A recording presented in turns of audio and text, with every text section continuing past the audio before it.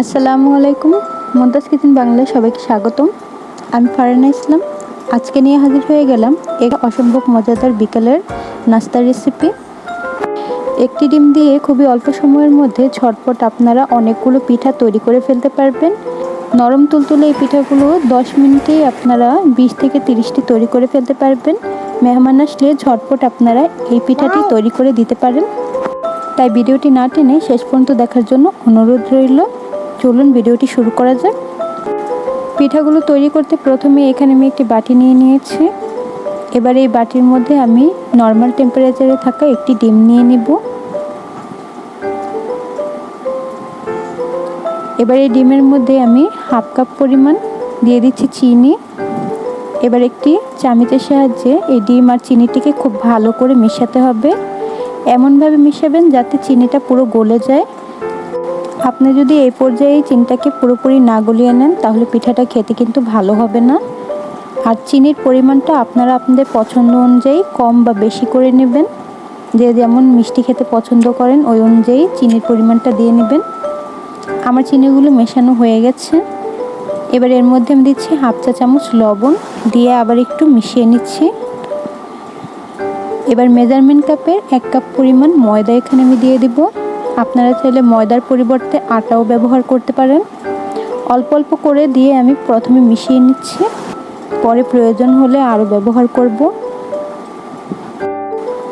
পিঠাটা বানাতে বানাতে আপনাদের সাথে শেয়ার করতে চাই, অনেক দিন ধরে বাংলাদেশে ইন্টারনেটের প্রবলেম থাকার কারণে আমি কিন্তু আপনাদের সাথে কোনো ভিডিও শেয়ার করতে পারিনি, তার জন্য খুবই দুঃখিত।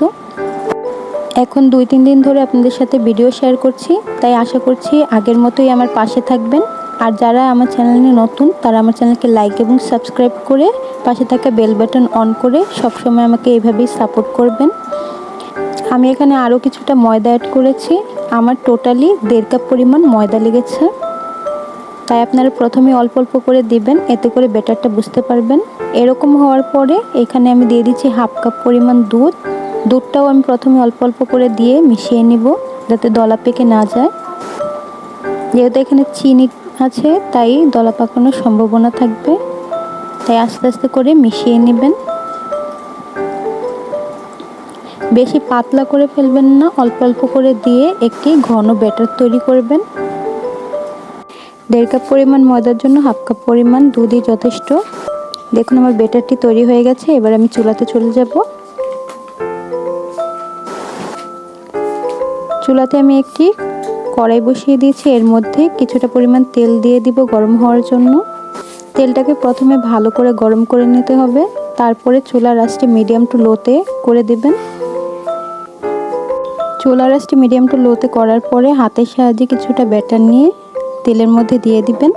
তারপরে চামচের সাহায্যে হালকা নেড়ে দিবেন, এতে করে একটি অপরটির সাথে লেগে যাবে না। দেখবেন খুব দ্রুতই এর মধ্যে কালার চলে আসবে। পিঠাগুলোকে বারবার উল্টে পাল্টে ভেজে নেবেন, এতে করে দুই পাশেই সুন্দরভাবে কালার চলে আসবে। যখন একটা সুন্দর এরকম কালার চলে আসবে তখন চুলা থেকে নামিয়ে নিতে হবে। বেশিক্ষণ ভাজার প্রয়োজন নেই। এগুলো ভাজতে কিন্তু বেশি সময় লাগে না, খুবই অল্প সময়ের মধ্যে আপনি 20 থেকে 30টা পিঠাই তৈরি করে ফেলতে পারবেন। আমার সবগুলো পিঠা ভাজতে মাত্র 10 মিনিট সময় লেগেছে। দেখেই বুঝতে পারছেন আমি কিভাবে পিঠাগুলো ভাজছি।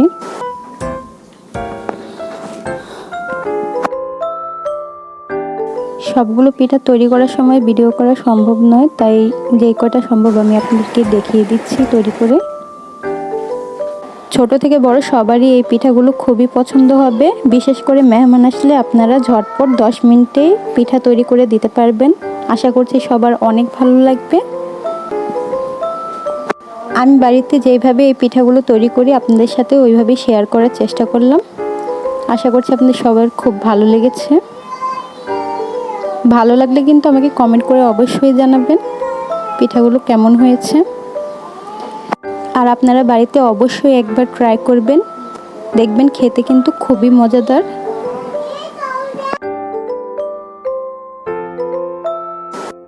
ব্যাস তৈরি হয়ে গেল একটি ডিম দিয়ে ঝটপট বিকালের নাস্তার রেসিপি। আমি কিন্তু ঘরে থাকা উপকরণ দিয়েই এই রেসিপিটি তৈরি করে দেখানোর চেষ্টা করেছি। আশা করছি আপনাদের সবার অনেক ভালো লেগেছে। ভালো লাগলে আমাকে কমেন্ট করে অবশ্যই জানাবেন। আমি এখানে যে যে উপকরণ দিয়েছি আপনাদের যে সব উপকরণ দিতে হবে তেমন কোনো কথা নেই। আপনারা চাইলে ময়দার পরিবর্তে আটা এবং চিনি লবণ দিয়েই এই রেসিপিটি তৈরি করতে পারেন। তবে ডিমটা দিলে এই পিঠাটা খুবই নরম হয়, সফট হয়, খেতে কিন্তু খুব ভালো হয়। তবে চাইলে ডিম আর দুধটা আপনারা স্কিপ করতে পারেন, এতে করেও খেতে খারাপ হয় না। এতক্ষণ ধরে আমার ভিডিওটি শেষ পর্যন্ত দেখার জন্য সবাইকে অসংখ্য ধন্যবাদ। এভাবেই পাশে থেকে বেশি বেশি সাপোর্ট করবেন ইনশাল্লাহ। সবাই ভালো থাকবেন, সুস্থ থাকবেন। আল্লাহ হাফেজ।